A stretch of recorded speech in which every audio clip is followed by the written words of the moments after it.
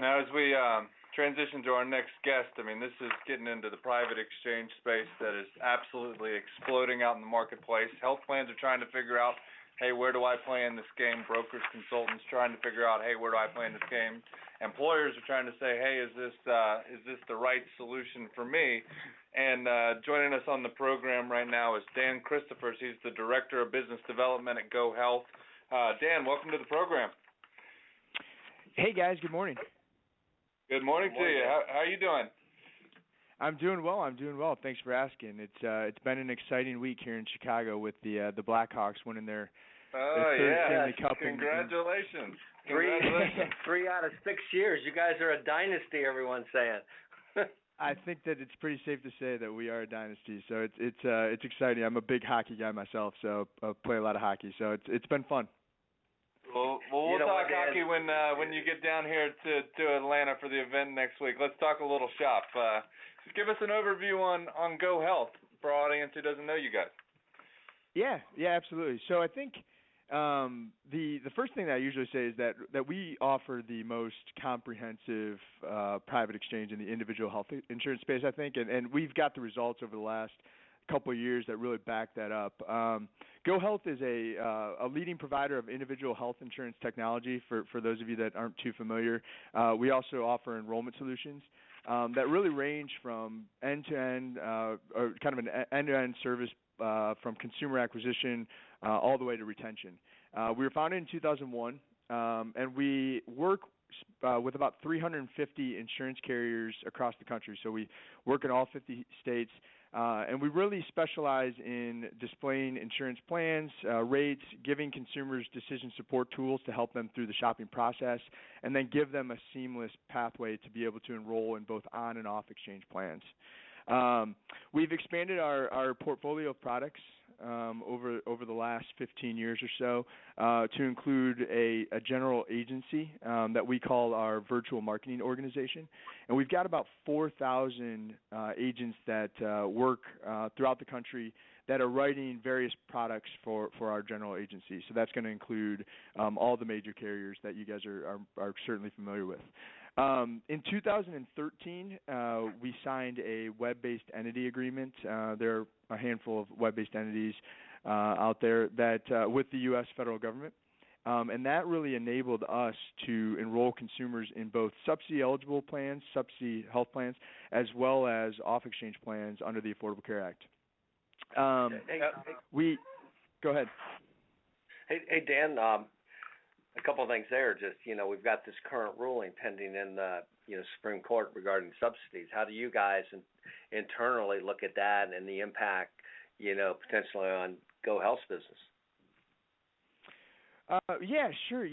We're all kind of anxiously awaiting the outcome of that ruling, obviously. I think that ultimately they're going to uphold the original kind of plan for PPACA and the subsidies. And I think that they're going to basically come out and say that the subsidies that can be paid by the federal government. I think that there's no way that they're going to let that slip through the cracks.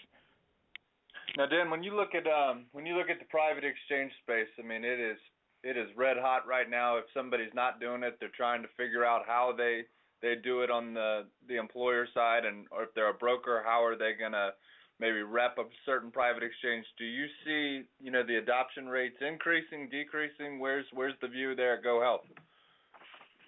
Yeah, no, we've done a lot of research. Obviously, that's because that's our bread and butter. So I think that there's no way that the private exchanges are going to decrease anytime soon. I know that some recent studies have shown that they're predicting 1 in, I think, every 8 individuals will be leveraging a private exchange, or they'll go through a private exchange by 2018. And I think that trend is going to, we're going to actually continue to see that grow in the private exchange industry.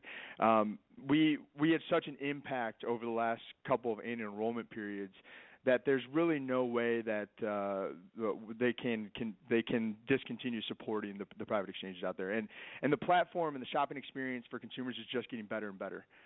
With the decision support tools and the wellness awareness packages that we're including in there, it's a better overall experience, I think, in a lot of cases than some alternatives. Yeah, Dan, we you just touched on it there, decision support, and I'd like you to expand on it a little bit. I mean, we've got to really educate and help these consumers. We can't just say consumers go shop when when they've never had to shop before. So tell us what you guys are doing around that to help, your participants in your exchanges, with good decision support initiatives. Yeah, absolutely. We've really spent a lot of development resources building out decision support over the last couple of years, and that's kind of an ongoing process. We're continuing to improve that all the time. One of the first things that our platform will help a consumer understand is whether or not they're subsidy eligible, which, believe it or not, a lot of consumers, they don't even understand that they are eligible for a subsidy, and a lot of their out-of-pocket expenses, their monthly premium, will be picked up by the government.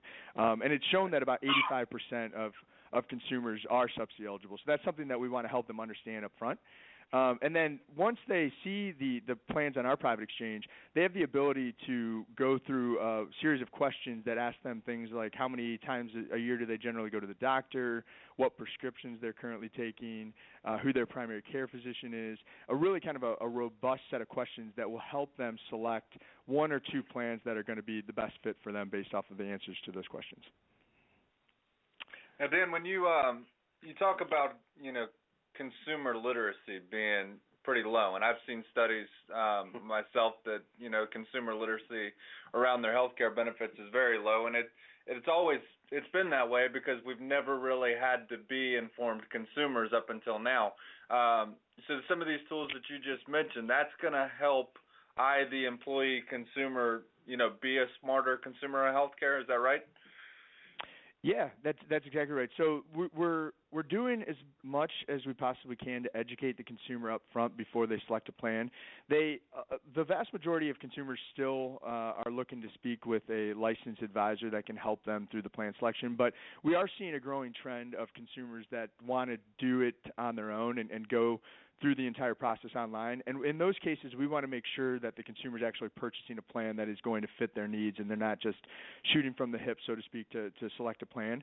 So what we're doing is we're giving them the upfront decision support tools before they enroll in the plan, and then after they've selected a plan, we also have healthcare or health insurance plan awareness packages where we're providing them, we're out doing outreach to the consumer, helping them understand exactly what they purchased, what their plan covers, how to best utilize it. And then we also have a current product that is in testing, and it's going very well. It's called Health Access, and that it helps the consumer with health plan navigation. There's symptom checker. It allows them to shop the different pharmacies in their area and then identify where they can locate the cheapest prescriptions. There's a doctor chat, both text chat as well as video conferencing. So if instead of going into the doctor, going to the emergency room, which can result in a lot of out-of-pocket expenses for the consumer, they can simply find out the answers to their questions just by connecting into this doctor network that we've built out. So that's certainly education is the number one priority, I think, right now. But to your point too, Dan, and you guys are doing it there at GoHealth, a good exchange model must go beyond just helping them make the right plan choices. It must provide tools to help them make the right health care choices and also the right health choices, correct? Absolutely, yeah. Wellness plans, wellness programs, helping the consumer understand how to prevent illnesses and issues and things like that is really where we're investing a lot of our energy and resources into, for sure. Yeah, Dan, you obviously now are covering millions of people that enrolled in individual health plans. I think what a lot of people may not fully recognize is that employer-based health care has actually been declining for a number of years, as employers have either dropped insurance or through the recession people have not chosen even when they're offered insurance. But the growth of individual insurance coverage is up by about 5 million over the last several years. So they're going to need a lot of those services you were just describing. So would you extend a little bit of what Doug was talking about, and that is not only the support for buying insurance, but the after-sale that they may have gotten previously from the benefit department of their employer. Now they're out on their own, and they need that after-sale support. What are some of the key items that you provide there? Yeah, absolutely. I think you kind of hit the nail on the head there, Ron. We've definitely seen a kind of a group to individual type of trend, if you will, where employers are tapping out. They're no longer providing a group coverage for a variety of reasons. And with the Affordable Care Act, the guaranteed issue, the subsidies, it really is an appealing option. So we've been doing our best to get out there in front of those groups and help them understand what their options are. Now, for the consumer that is used to being on a group plan and is all of a sudden kind of thrown into the individual health insurance market, they really do have to get a good understanding of what their options are and what their plan covers. So, again, we're going to stay out in front of them. We offer this product that will help them identify the best plan for them based off of a few questions that they answer, and then also help them be able to understand the benefits of the plan, understand where they should be going for particular checkups or what doctor they should be visiting, where they should be going to get their prescriptions. If they have a question about something that they feel is wrong with them, but they're not exactly sure what it is, they can always access our doctor network via chat or via phone call. We have teledoc services. So really kind of helping them understand that as best as possible is one of our main focuses. Dan, this is Brent. With your distribution model to the market, are you broker friendly? I assume brokers can come in and come to an agreement with you to represent your products? Yeah, absolutely. We service agents. So agents can leverage our technology if they'd like to set up their own white-labeled private exchange. They can do so. We'll get them set up with that, and that's going to represent the products that they want to represent on there. They can pick and choose which plans they have on there, and we'll hard code their NPN number and their writing numbers from the carriers into the system so that if a consumer goes and applies for a plan, they're going to get the credit for making that sale. We also have, as I mentioned before, a general agency where we can handle the contracting process for the various carriers. We do commission accounting. We provide the agent with technology and a lead source and things of that sort. So I would certainly agree with you that we are definitely a broker-friendly company. That's where we started, and I don't see that we'll ever get away from that side of the business anytime soon. Well, it's kind of your genesis too, right? Exactly.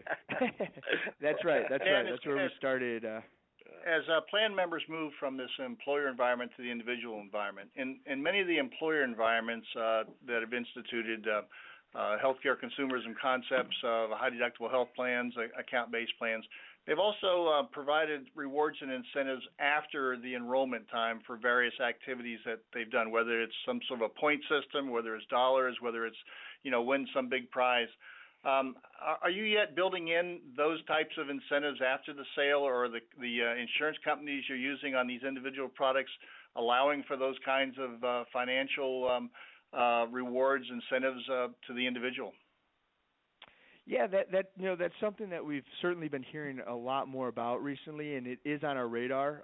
It isn't something that we're currently doing, but putting together some sort of incentive program, incentive package, point system, encouraging the consumers to join a gym or to use a Fitbit to kind of keep tabs on how many steps they're taking on a daily basis, what their calorie intake is, those types of things is definitely something that we see to be a growing trend and something that we plan to play in, I think, in the maybe not in 2015, but in 2016, 2017, and beyond for sure. Very good. Hey, Dan, we really appreciate you joining us on the program today. Congratulations again to your Blackhawks on the Stanley Cup again. So really appreciate you joining us, and look forward to seeing you and the team down here in Atlanta next week. Absolutely. I appreciate having the opportunity to jump on today, and we're looking forward to seeing you next week as well.